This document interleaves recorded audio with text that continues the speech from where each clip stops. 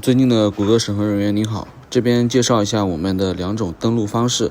因为看您的反馈说我们的密码登不进去，当我们进入到软件的登录界面之后，这里有两种登录方式，第一种是密码登录，一种是验证码登录。目前这个页面它是需要获取验证码的，因为这边有个 get。在这个情况下，比如说我们来获取验证码。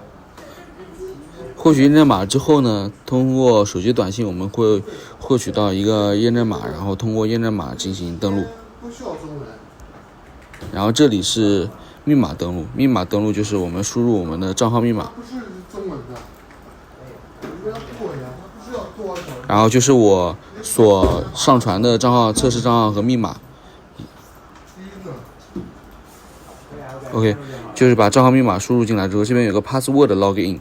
然后从这边进行登录，同意我们的协议之后就即可登录。